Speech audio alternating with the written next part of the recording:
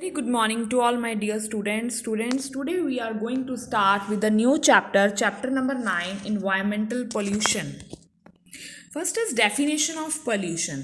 अब आपको सबको पता है कि earth is home to millions of living organism. बहुत से लिविंग ऑर्गेनिजम्स हमारे अर्थ पर रह रहे हैं. ठीक है, नेचर ने हमें रिसोर्सेज प्रोवाइड किया है जिन्होंने हमारी लाइफ बहुत ज़्यादा कंफर्टेबल बनाई है.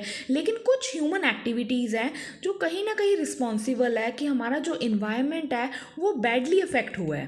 ठीक है, जब हार्मफुल सब्सटेंसेस कंटामिनेट करते हैं इन्वायरमेंट को उसे हम पॉल्यूशन बोलते हैं. ठीक है, पॉइजनस गैसेस एमिट हो रही हैं, स्मोक निकल रहा है, डस्ट पार्टिकल्स मिक्स हो रही हैं. ठीक है, हमारी जो एयर है उन्होंने इम्प्योर कर दी है. This is called as pollution. Pollution refers to the very bad condition of environment in terms of quantity and quality. Types of pollution. ठीक है, अब मैंने आपको बताया pollution is of 4 types. First is air pollution, second is water pollution, third is soil pollution, fourth is noise pollution. First is air pollution. ठीक है, अब air pollution क्या होता है?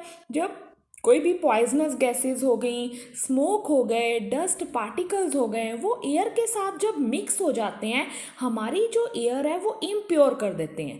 ठीक है, जिससे क्या है, जब इतनी इम्प्योर होती है अगर हम उनको ब्रीथ इन करेंगे, इन्फेक्टेड एयर को अपने अंदर हम ब्रीथ इन करेंगे तो कहीं ना कहीं हमें डिजीजेस हो सकती हैं रिलेटेड टू हार्ट. ठीक है, रेस्पिरेटरी डिसऑर्डर्स हो सकते हैं. ठीक है, तो इट कॉज एयर पॉल्यूशन. ठीक है, एयर पॉल्यूशन के ह्यूमन और नेचुरल एक्शंस दोनों रिस्पॉन्सिबल होते हैं. जैसे नेचुरल इवेंट्स आपको पता है, कहीं फॉरेस्ट फायर्स हो गए, ठीक है, वॉल्केनिक इरप्शंस हो गए. ठीक है, so it creates air pollution. मतलब अनडिजायरेबल एक चेंज आ जाता है एयर में. ठीक है, जो हार्म करता है कहीं ना कहीं हमारा environment. Next, air pollution is the introduction of chemicals, particulate matter, biological materials that cause harm or discomfort to humans. कहीं ना कहीं ये जो हमें हार्म पहुंचाते हैं, डिस्कम्फर्ट होता है ह्यूमंस को, हमारे पूरे नेचुरल एनवायरनमेंट जो आसपास एज ए होल है वो पूरा डैमेज हो जाता है. ठीक है, तो एक मतलब जैसे आपने देखा होगा कि आपको पता ही है कहीं ना कहीं जितनी लाइफ फॉर्म्स होती हैं, चाहे ह्यूमन, एनिमल, प्लांट, वो सारे इफेक्ट होते हैं एयर पोल्यूशन से. ठीक है, एक्वाटिक लाइफ भी कहीं ना कहीं जो पानी में रह रहे हैं, ठीक है, एनिमल्स, ठीक है, वो कहीं ना कहीं जो पोल्यूटेड एयर होती है उससे इफेक्ट होते हैं.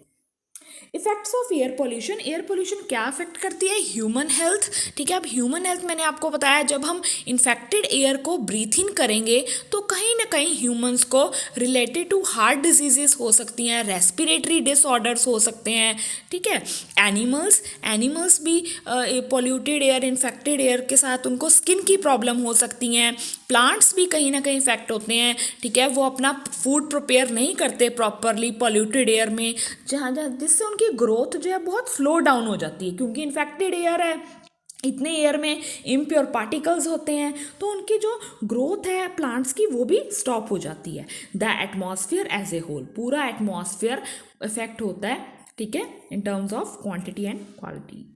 नेक्स्ट, आप स्टूडेंट्स इमेज में देख सकते हो अब क्या क्या रीजंस हो सकते हैं. Emission from industries, smoke from vehicles, burning of coal, burning of would.